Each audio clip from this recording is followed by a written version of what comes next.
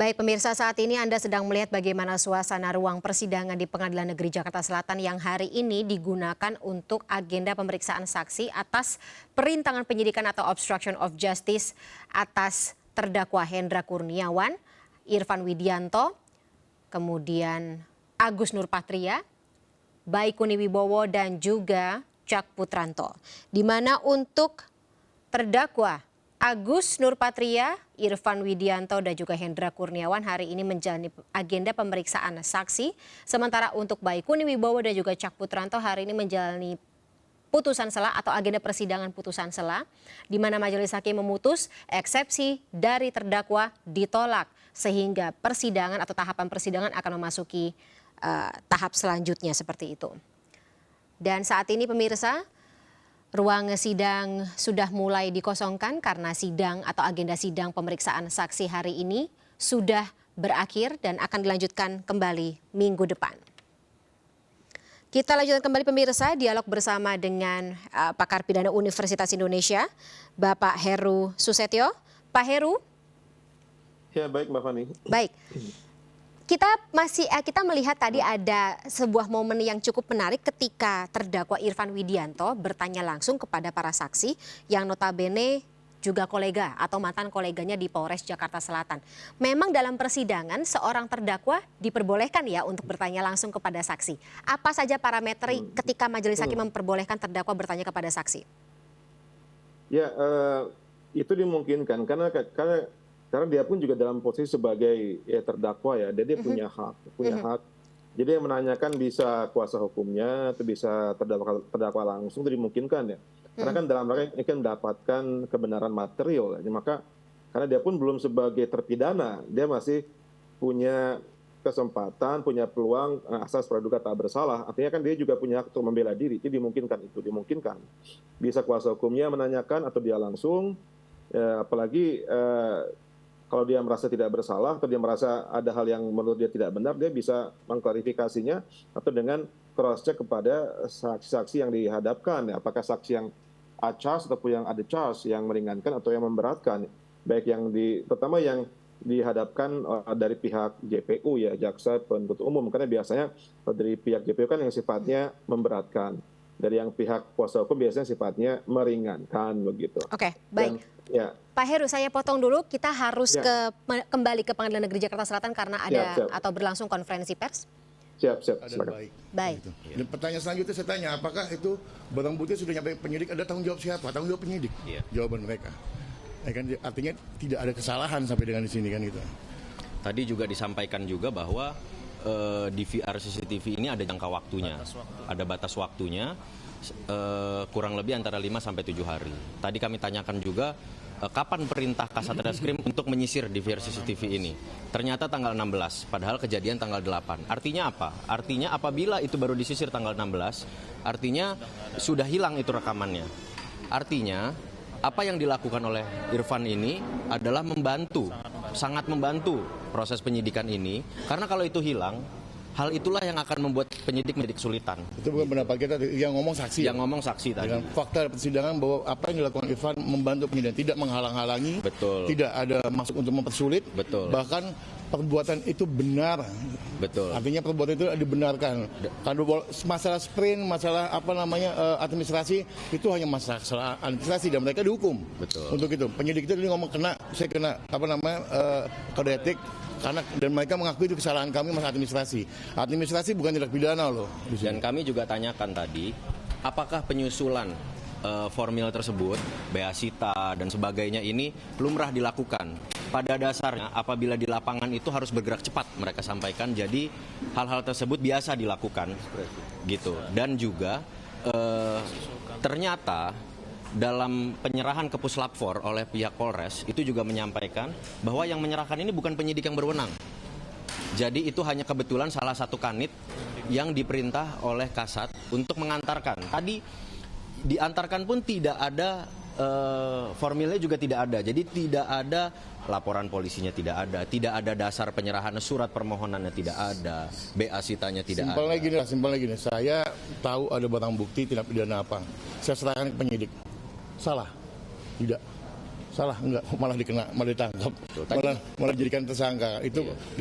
Dan penyidik pun mengakui bahwa dengan barang bukti ini masih dibantu, itu aja lah. Dan kami tanya juga tadi, berarti dalam menangani suatu perkara, penyidik ini bila menerima barang bukti dari siapa saja warga negara, itu boleh siapa saja menyerahkan. Karena gini, ya, yang dengan itu merasa terbantu. karena gini, kuncinya sampai dengan perbuatan yang dilakukan Irfan dan tanggal 11 itu semua orang kena prank, semua orang kena bohong. Betul, tadi disampaikan. Kita tahu penyidik, baik penyidiknya mau Irfan semua tahunya ini tembak-tembakan yang begitu. Betul. Tadi saya tanya, kapan para saksi ini mengetahui bahwa ini ternyata bukan tembak-menembak melainkan dugaan tindak pidana pembunuhan?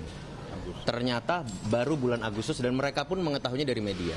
Artinya apa? Artinya semua yang bekerja dalam rangka menangani perkara ini itu semuanya merasa terprank gitu. Merasa dikerjain semua gitu. Termasuk terdakwa kita gitu. Termasuk klien kami Irfan ini juga mengetahuinya bahwa ini semua perintah yang dibenarkan gitu.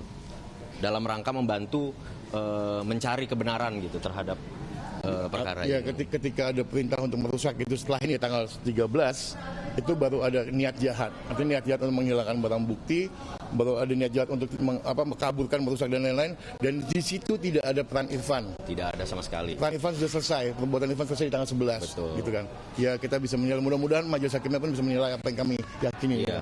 Oke. Bang, kalau tadi dari keterangan saksi ini bisa dikatakan meringankan atau seperti apa sih? Meringankan semua, membantu kita semua. Dari awal sidang, ini sudah 3 kali sidang saksi, semuanya meringankan. Membantu dan menjelaskan yang sebenarnya ya. Bahwa faktanya ini seperti ini, mudah-mudahan majelis hakim juga melihat bahwa ternyata klien kami ini juga sebetulnya adalah korban.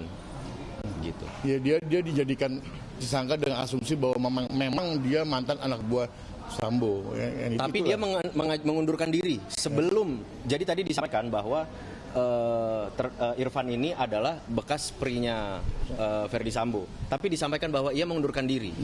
Mengundurkan diri. Dan kami secara pribadi menanyakan waktu itu, kenapa mengundurkan diri sebagai SPRI? Karena mau menjadi penyidik dan ya mungkin ada hal-hal lain yang kurang ada kecocokan dari situ. Dan sebelum Pak Verdi Sambo pindah dari Dirtipidum naik menjadi Kadif Propam, Irfan sudah tidak menjadi SPRI-nya lagi. Artinya hubungannya pun juga bisa dikatakan tidak terlalu harmonis juga. Gitu.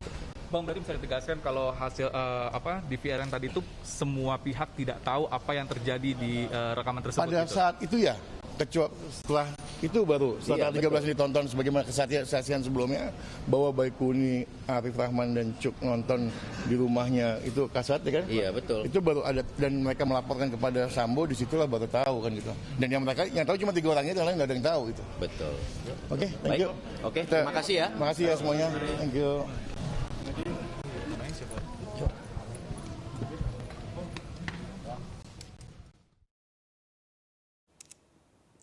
Ya pemirsa, kita akan kembali lanjutkan dialog bersama dengan Pak Heru selaku pakar hukum pidana Universitas Indonesia. Pak Heru, kembali lagi bersama kami ya. Iya, Mbak Baik, Fani. beberapa kali terpotong ya karena tadi ada jalannya persidangan masih berlangsung, kemudian juga barusan konferensi pers dari kuasa hukum Irfan Widianto yang seperti yang sudah kita dialogkan tadi bahwa para terdakwa dan juga Irfan Widianto khususnya ini adalah atau merasa dirinya sebagai korban prank seperti itu.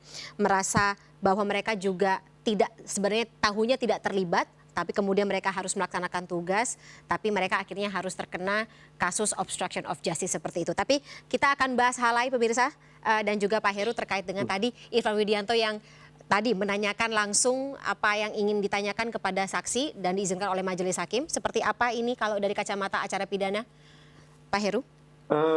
Iya, makasih Mbak Fani dan para pemirsa sekalian. Itu memang dimungkinkan karena terdakwa kan juga masih punya hak untuk membela diri dan dia harus dianggap tidak bersalah sampai pengadilan menyatakan dia bersalah.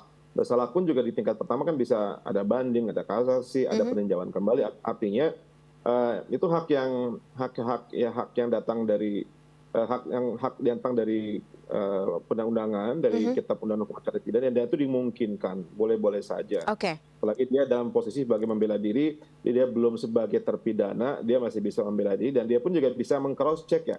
Konfrontir seperti itu ya? Mengkonfrontir ataupun bisa disebut cross-examining ya, menguji silang. Ini menurut Anda begitu, menurut saya belum tentu, karena saya punya data dan punya saksi yang lain, katakanlah.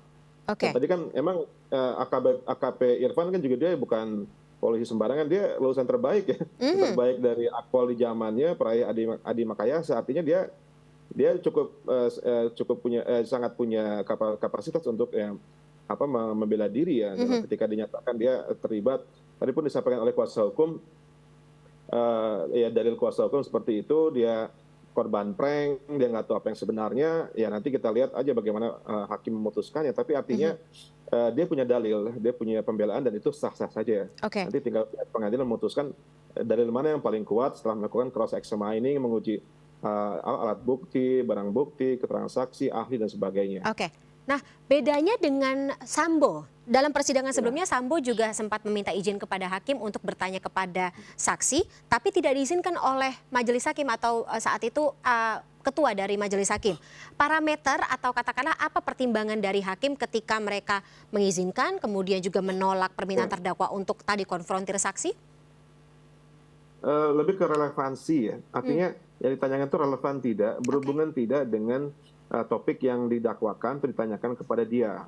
Kalau memang relevan, maka boleh saja ditanyakan. Atau kalau tidak relevan, maka misalnya kan pernah ada yang saksi pernah ditegur kuasa hukum karena memperlebar kasus pembunuhan, tapi memperlebar jadi kasus 303 masalah judi. Maka ditegur, fokus pada pembunuhan saja, jangan melebar ke 303. Jadi relevansinya kemudian berhubungan atau tidak, dan juga pasalnya juga, dia kan pasalnya memang lebih berat ya, pasalnya dia diancam dengan pidana 340, 338, sementara yang untuk yang lain yang dengan gangguan keadilan ataupun obstruction of justice kenanya 221, ancamannya lebih ringan, sehingga wajar saja perhatian dari pihak majelis dan juga JPU itu lebih banyak tertuju kepada terdakwa yang utama ya. Jadi, tapi sebenarnya terdakwa pun punya hak juga untuk mengklarifikasi dan mengkonfrontir apakah kuasa hukumnya boleh-boleh saja gitu. Karena ini masih sebagai terdakwa, belum sebagai terpidana. Ketika mereka berada dalam persidangan, mereka adalah terdakwa. Ada lagi yang menarik, Pak Heru, ketika kalau dari informasinya atau tadi informasi dari kuasa hukum Irfan Widianto ini menyebut bahwa Irfan Widianto pernah menjadi aspri dari Sambo, pernah memiliki kedekatan pribadi dan juga profesional dengan Verdi Sambo, tapi memutuskan resign karena alasan lain-lain. Relasi seperti ini apakah juga bisa menjadi pertimbangan hakim ketika melihat apa saja peran dari Irfan Widianto dalam kasus obstruction of justice, sebagai eksekutorkah, penyertakah, atau lagi-lagi seperti kata kuasa hukum, ya dia cuma korban gitu? Ya artinya semua orang boleh berpendapat ya, terutama terdakwa dan kuasa hukumnya punya hak untuk berpendapat, untuk memberikan keterangan. Ya, jaksa pun bisa berpendapat juga. Tapi intinya akhirnya bolanya ada di tangan majelis hakim ya. Artinya katakanlah pernah jadi asisten pribadi ataupun jadi sekretaris pribadi ataupun ajudan apapun namanya, karena memang biasanya mereka-mereka yang terbaik dari angkatannya memang dijadikan ajudan ya. Apakah ajudan presiden, ajudan kapolri, ajudan apa, itu biasanya sebagai satu penghargaan kepada mereka yang berprestasi gitu. Tapi apakah kemudian itu juga membuat mereka jadi tidak bisa mengambil garis dan batasan jelas antara nilai profesionalitas dengan dengan ikatan secara personal seperti itu, dekat gitu ya. Apakah karena dekat secara personal atau maka dia tidak jadi profesional, itu yang harus digali oleh pihak majelis hakim. Ada orang yang dia memang mantan asisten pribadi, mantan sekretaris, namun tetap bisa profesional karena masuk sudah wilayahnya wilayah yang tidak boleh mencampur adukan antara perasaan, kedekatan dengan tidak boleh. Tapi ada orang yang memang akhirnya juga larut dan bias karena terlalu dekat, karena terlalu utang budi, karena pernah dibantu, karena pernah difasilitasi. Dan sampai sekarang masih difasilitasi mungkin, seperti kalau kita melihat saksi-saksi dari anak buah Sambo tanda kutip grup WhatsApp ABS itu. Betul. Ada yang ditarik Sambo dari Brebes ya, seperti Ricky Rizal. RR. RR itu kan sebenarnya dia tidak bertugas di Jakarta, dia itu ikutnya di Polres Brebes. Cuma ketika Sambo jadi Kapolres Brebes, dibawa. Dan mungkin dekat dengan Rizal, maka dibawa. Termasuk Richard Eliezer juga, itu juga ada unsur kedekatan juga ya.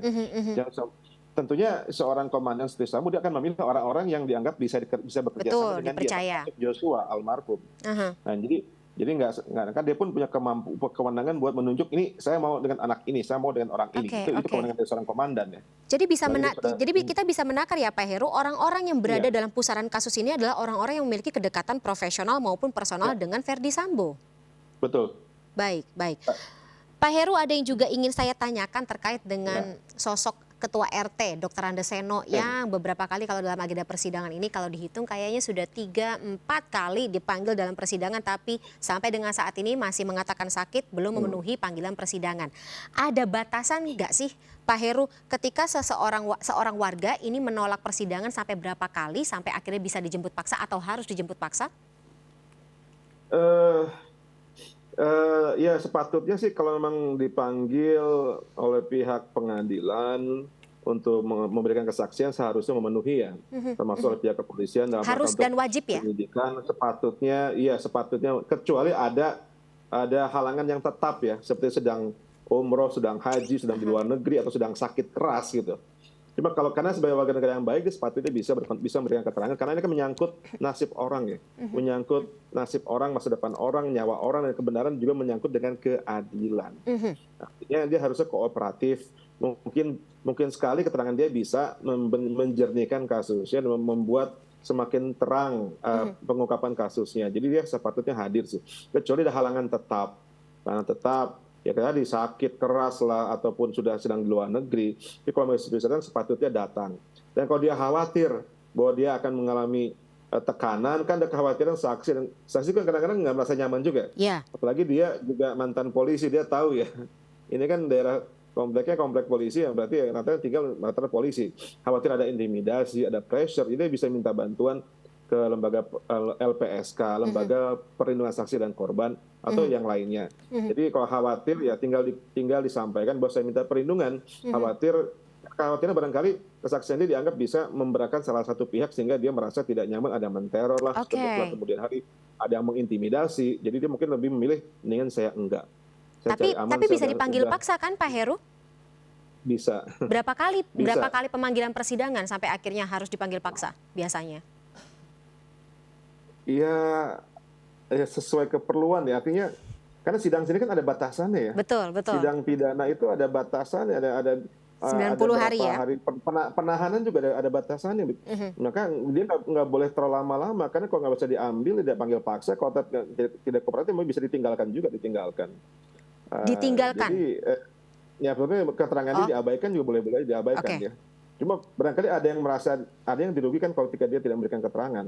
Sepatutnya sih kooperatif ya. Baik.